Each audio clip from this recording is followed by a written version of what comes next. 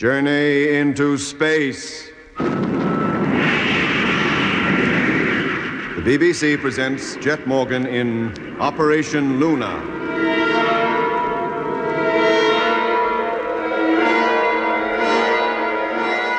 Jet Morgan and his crew left rocket ship Luna, and at the invitation of a mysterious voice that spoke to them over their radios, entered the donut-shaped spaceship that had landed near them. Once the strange craft had been boarded and Jet and his companions were settled in its inner cabin, the ship took off.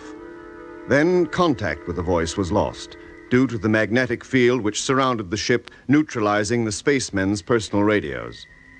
But even though they had lost contact with the voice, they were, with the aid of a three-dimensional televiewer, able to see where they were going and the country they were passing over. Then, almost without warning, the ship began to drop towards the ground.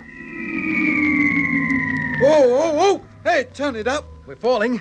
We're going down. Well, do they have to be in such a hurry? That sudden drop turned my stomach right over. If we continue to fall at this rate, we'll hit the ground with a heck of a crash. And they got no respect for their own property? Hold on. What to? The walls are as smooth as glass. The base of the televiewer. Put your arms round it. Bend your knees. I don't have to. There can't be more than a few thousand feet to go. Oh, blimey. They slowed down kind of sudden, didn't they? I'll have no stomach left at all in a minute. We're going to make a gentle landing anyway.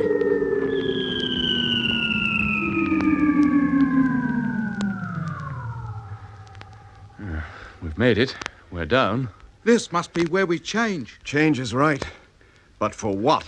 We've got to get out first.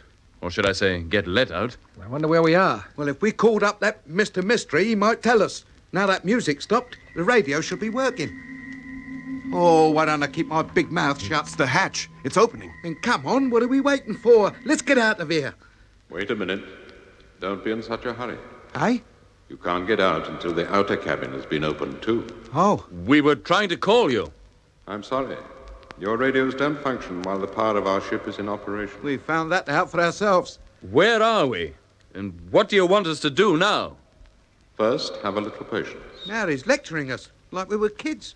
In a few moments, the main door of the ship will open and you will be able to go outside. And then? Before you go, I'd like you to look at the televiewer. But it's not working anymore. It switched itself off when we landed. It's warming up. There's a new picture appearing. Hey, what's that? Good heavens. What is it, Doc? Oh, don't you recognize it? I once drew a picture of that. Hey? Yes, on the moon. Don't you remember? It was in the crater, filled it completely. I saw it on our own televiewer. Yes, that's it. Exactly the same as Doc described. Then what's it doing here on the Earth? Thousands of years before its time. Or after. Well, what's it doing here anyway? So you did see it on the moon. How do you mean? We thought you might have done. You mean you wanted Doc to see it? We didn't mind who saw it, so long as somebody did. Well, you weren't disappointed. And it frightened the living daylights out of us. Yes, because although Doc saw it on the televiewer, neither Jet nor I saw it outside. Of course not. It wasn't there. What? You merely saw a picture of it. Then it wasn't on the moon at all? No, not on the moon. Well, where was it? Where it is now. Not far from the very spot where you're standing. But what's the idea? Why show us pictures of those things anyhow? We were trying to contact you. Show you the things that are common to us. We were trying to make you understand what kind of beings we are. Trying to give you a glimpse of the objects that are common to our lives and existence. Oh, what's common about that thing? Couldn't you have contacted us in some other way? We tried many ways. First, we sent one of our reconnaissance craft to escort you and try to contact you by radio, just as I am doing now. Well, there wasn't much point in that. Whenever your ships came anywhere near us, all our electrical equipment packed in. That we discovered, eventually. What other ways did you try? For a while, we concentrated only on you. Oh? How? Once we got you away from your ship and your companions, we tried to transport you to where we were. But we failed. You eluded us. Transport me? In what way? In the way we always transport ourselves in space. Through time. You didn't exactly fail. I did move in time. I'll say he did. He disappeared for an hour or more. And during that period, time for me went backwards. I returned to my childhood. I know. At least we know you went somewhere. But not in the direction we intended to take you. You just disappeared. Blimey, you want to be more careful in future then, mate. How did you do it? Do what? Disappear like that. It was very clever. But I didn't do it. Not consciously. You didn't? No. Then you're not so clever as we thought. Anything that happened to me, well, to any of us up there on the moon, was your doing. It must have been. We were giving the credit to you. That's why we've been so interested in you. We thought you had secrets we might learn and use to our advantage. We've been thinking exactly the same thing about you. But you do have things we wish to know about. Your ships and the power that drives them. Your apparent ability to travel through time. Those things are mere theories where we come from in the 20th century. You cannot travel through time? No. Well, not wittingly. We haven't the least idea how we got where we are now. All we do know is that your ships and you had something to do with it. Then how do you travel from one part of the universe to another? We don't. We never have. The furthest we ever got was from the Earth to the moon, and we got back again, but with disastrous results. We don't belong here. This is not our world. It's not ours, either. Then what are you doing here? Thousands of years ago, we began to colonize the Earth. Colonize it? Yes, but we don't belong here. We don't belong anywhere. How do you mean? Our own planet is dead. Gone. Which planet? The one which gave us birth. Where we developed and progressed. But now we can never return to it. Why not? I told you. It is gone. Dead. Then what killed it? Its sun blew up. Eh? Once it was a star like your sun, with planets, life-giving planets, revolving round it. And then it began to expand, became a giant red star of such colossal size that it extended far beyond the orbits of the planets that revolved round it and consumed them. Our home was roasted out of existence. Well, how did you get away? Long before our world began to be threatened by our own sun, we had learned how to travel through space, but only to planets within our own system. When the danger of destruction grew nearer, we were compelled to find a means of escaping from our own planetary system altogether. It was then that we learned to travel through time. But why didn't you travel backwards, back to the time before your sun began to expand? We did. Didn't that solve your problem? How would you like to live yesterday all over again? Do exactly the same things in exactly the same way, and be denied the knowledge and experience that the future alone has to offer? Yes. Yes, it could get very dull. We soon learned that the only way was forward, not back. So forward we went, across the universe, looking for a new planet, a home, a place to live, a pleasant, hospitable place, with a young sun and all the elements necessary to life. And you found it? Yes, here, the Earth. When we arrived here, life was in its early stages, but it had been firmly established. This was the most beautiful, the most hospitable planet we had ever discovered. Warm, friendly. So you settled here? Yes. And how'd you like it? At first, very much. But now the time has come for us to leave, to wander through the universe hoping to find another planet like Earth, but one that doesn't contain the threat of total destruction, as this does. What, you mean our sun's expanding? It's going to blow up? No. The thing that exists on the Earth now, that is about to drive us away, wasn't here when we first came. What is it? It must be very powerful to drive you away. It is very powerful. Something we cannot understand, cannot fight against, because we don't know how. What is it? You will know soon enough. Right now, it's time for you to come outside and meet us, or what is left of us. Aye. Don't be too surprised by what you see. How do you mean? I told you, we are very unlike you. We are not even of this Earth. Life on our own planet was different, and we have developed in a different way. You can have no idea of how we look, but you will find out soon. Now the door will open and you may come out. Hey, no, wait a minute. Jet, can't he give us some idea of what he looks like first? Yes, Jed, it might be just as well. You never know. Call him. Ask him to show himself on the televiewer at least. It's too late. The door's opening.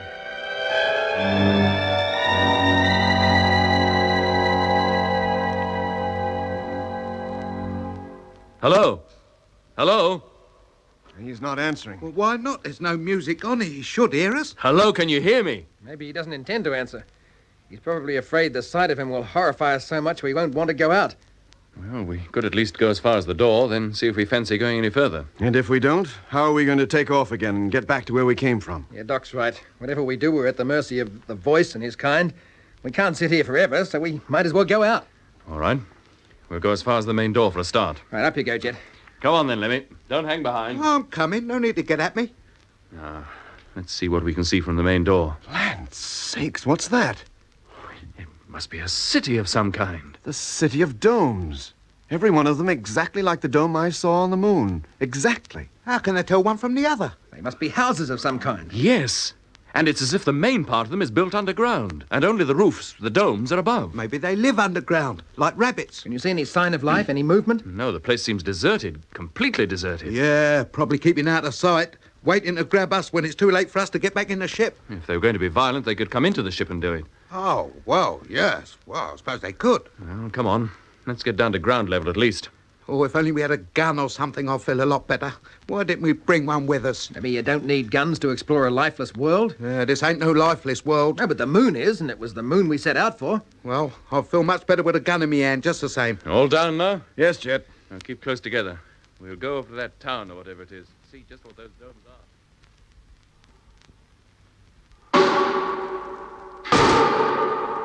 Well, they're solid enough. The walls are, anyway. Don't seem to be any kind of doors in any of them either. Well, there didn't appear to be any kind of door in the ship we just arrived in, but there was one. Beats me how they can conceal all the joints. I'd swear there was no break anywhere in this wall. Well, let's move on to the next dome. See if that's any different.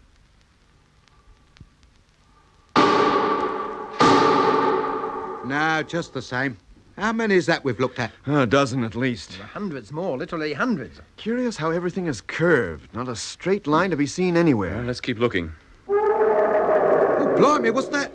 Over there. See it? An animal. It must be Old Man Mystery. Stand still. Don't move. Oh, I don't think it can be him, Lemmy. It's a cat-like creature, but large, very large. Well, let's hope he's had his dinner. Stand still, Lemmy. Don't move. He seems very curious about us. He's not coming any closer, he's just staring at us. Yeah, probably wondering which one of us looks the fattest. Oh, blimey. He's going. He's going away. And good riddance. Don't move yet. Let him get completely out of sight. Oh, look, what a time to choose to stop and have a scratch. Shut up, Lemmy. He's off again. Now he's gone. Round one of the domes. Boy. If he'd chosen to attack us, we wouldn't have stood a chance. We'd have been easy meat for him. What kind of animal was it? A Macarodontini. Eh? Macarodontini. Oh, that's what I thought it must be. A tiger, saber-toothed. Didn't you see the tusks jutting down from his upper jaw? Oh, is that what they were? Well, that about establishes what period of time we're in. That thing couldn't be in the future. And it also establishes that we're not safe out here, that we've got to get back to the ship and quick. Yes, I suppose we'd better. It'll be getting dark soon, and who knows what we might meet. Come on, then. Let's go. Which way are you going? Well, this is the way, isn't it? No, Jet, this way. Now, wait a minute. Which was the last building we looked at? Well, the one directly behind us. No, that one there, over on the left. Wait a minute. I'm not sure. It could be any of them. There's no way of distinguishing one from another. I swear it's this way. And I know you're wrong. It's this way. Now, hold on a minute. We'd better face it. None of us knows which is the right way. With all these buildings identically shaped, all at equal distances from each other, it's impossible to tell which way we came. We shouldn't have come so far, not without taking our bearings first. Fact is, we're lost. We don't know which is the way back.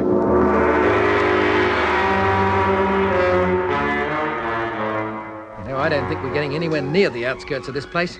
If anything, we're going deeper into it. Well, there's no point in going on any further. We must stop and think this over. Well, how's that going to help? Look, when we came out of that ship, did any of you notice which way the sun lay? Not me. I was too concerned with what we'd find. I didn't even think of it. No, me neither. So we don't even know at which point of the compass the ship is standing in relation to this city. And we were fools not to notice. Wouldn't be of much use to us anyhow. The sun's about to set. Well, the stars would have guided us. We don't even know which way we want to go. Or maybe if we climbed to the top of one of these domes, we could get high enough to see the ship before it gets too dark. And what do we use for footholds? It'd be like trying to climb a wall of glass. No, climbing's out of the question. Then what are we going to do? Stay out here all night with those them tigers and never knows what walking about and licking their chops? Unless we find a way out of this maze, that's just what we'll have to do. Hello, Luna. Listen, do you hear anything? What? Listen. Hello, Luna. Yeah, it's the voice. But where's it coming from? Seems to be coming from the ground. You mean he's under there? Hello, Luna. Hello. No, it's not. It's coming from Lemmy's helmet. Eh? Lift it to ear level. Listen to it. Yeah. Hello, Luna. Can you hear me? It is him. I must have left my radio switched on or knocked it on by accident. Put your helmets on, all of you. Switch on your radios. Hello, Luna. That's better.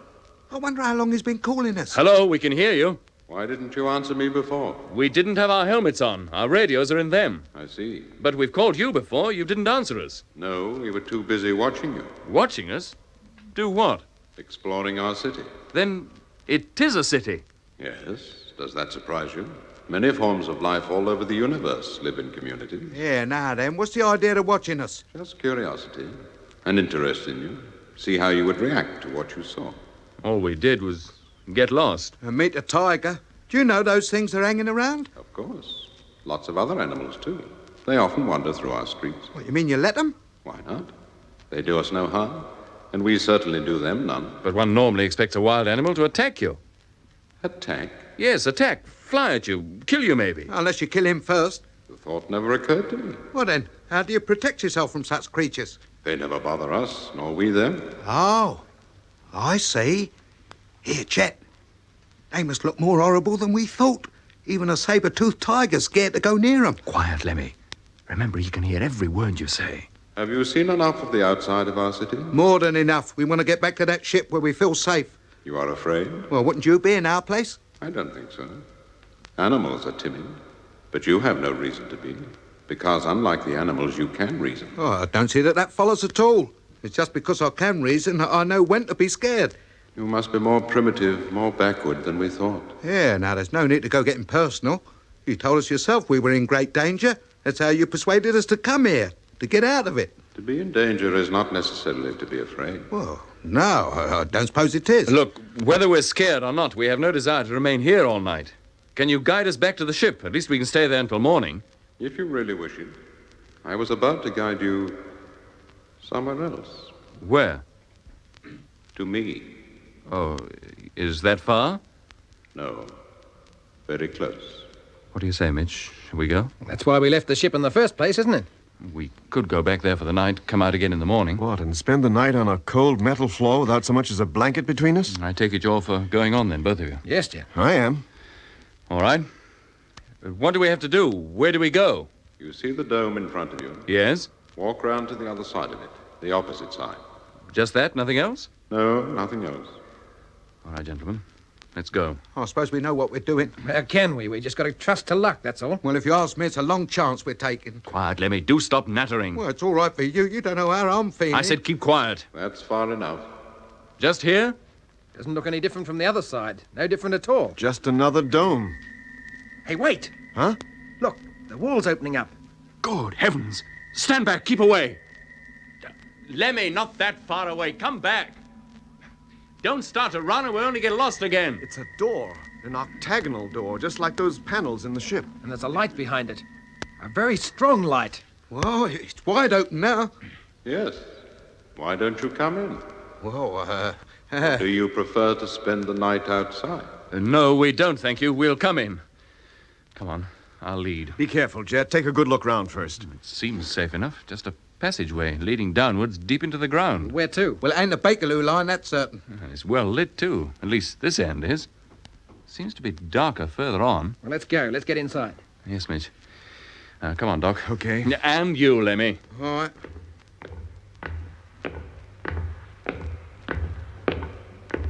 Well, nothing's happened to us so far. Hey, listen. What is it, Lemmy? Can't you hear? What? Nothing. Quiet, innit? Come on, let's get going.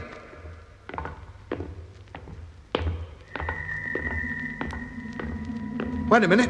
Something's happening. There's that noise. What the... It's all right, Doc. It's the door. It's closing again. Oh, just as well. If that tiger saw it open, he might get ideas about coming in and spending the night with us. Let's keep going.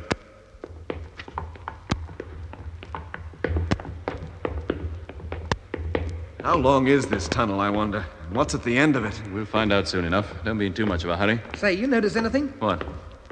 The dark part of this passage seems to keep the same distance from us. We don't get any closer to it. Now you mention it, Mitch, we don't. How can you account for that? Do you notice anything else? What's that, Lemmy? The part we've left behind us is all dark, too. There's no sign of the wall we came through. What is going on? Shall we turn back? I don't know. Yeah, let's turn back. I don't like this.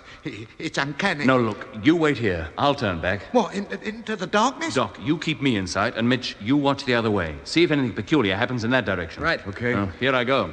Take your time, Jet. I will. You just keep your eye on me. Can you still see me? Yep. You don't sound too sure. Hey, I can see the door now. Can you see us? Yes, but there seems to be a patch of darkness between you and me. I thought there would be. Eh? Well, don't you see, Lemmy? What, you mean it automatically lights up ahead of you and blacks out behind as you walk along? Yes. Jet, come on. It's all right. Let's keep going.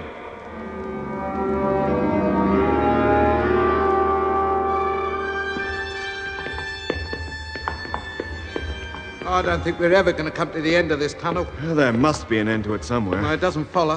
If it's like everything else in this place, built on a circular pattern, all we'll do is end up where we started. We could even see where we're going, with the light going out behind us and darkness always just ahead. It's uncanny. I'm glad you admit it, at Hey, least. hey, wait. Stop a minute. What is it, Doc? See, directly ahead, a pinpoint of light, a bluish light. Where? I can... There. Oh, yes, I can. Well, what do you suppose that is? I wish I had the faintest idea. It looks just like an eye. Eh? Well, doesn't it? Yeah. Oh, now you mention it, it does. It's as though it's watching us, staring at us. Yeah, Doc, do us a favour. You... Here. That couldn't be the voice, could it? How can an eye be a voice? I mean, his eye. Only one? Why not? If he's as different from us as he says he is, maybe he's only got one. Maybe that's all he is. Just an eye. How could an eye stay up in the air like that with no support? Hello? Hello, can you hear me? Yes, I can hear you. We're in the tunnel, the air shaft, or whatever it is. Well, We've been walking down it for a long time. of course. Now we can see a light, a bluish kind of light, very small and straight ahead. We don't quite know what to make of it. You must keep walking until you reach it, and then pass through it. What do you think we are, mice? We can't get through a hole that size. You are quite a long way from it yet. It will grow as you approach it. Oh, I'll see. Then we'll keep going. And thank you. It's a pleasure. It's more than it is for me. Well, let's get started. If that light is really as big as he says, we've a long way to go before we reach it. Yeah, right.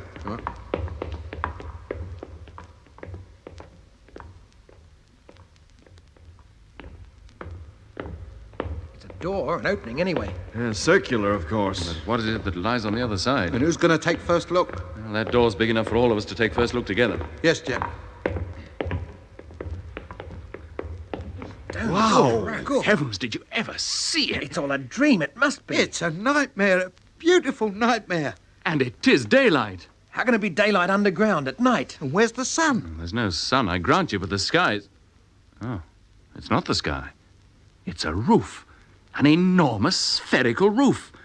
Well, this whole thing is artificial. But it looks so real. Like a genuine fertile plain viewed from the top of a high cliff or hill. Look at those trees and things down there.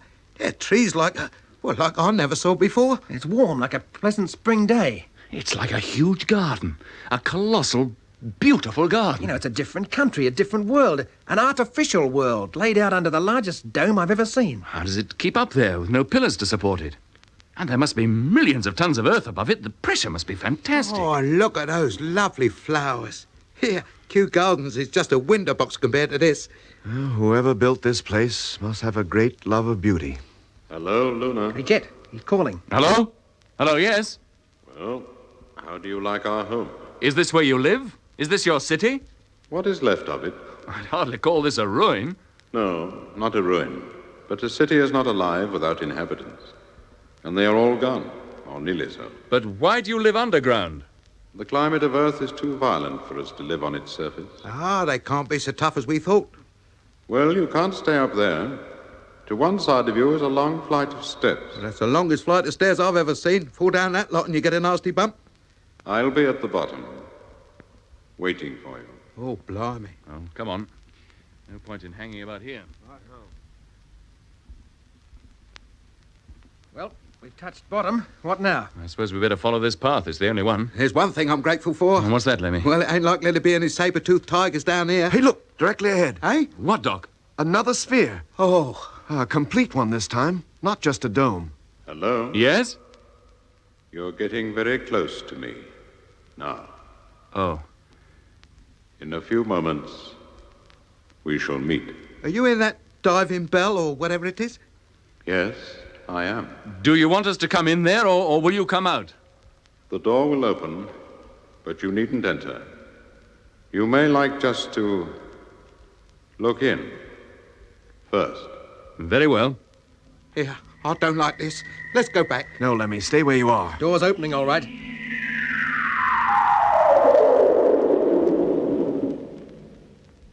Well, it's open. Can you see anybody? Anything in there? Oh, it's rather dark. Yes, I can. There, see? Oh, no! Land's sake. Oh, no! No, he can't be! Let me get out of here! Lemmy, come back! Come back!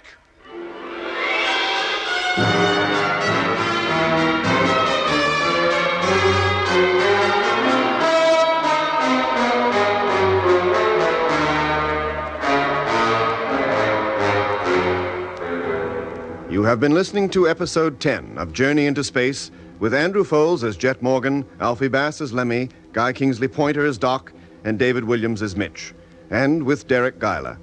The orchestra was conducted by Van Phillips, who also composed the music. Journey into Space was written and produced for the BBC by Charles Chilton.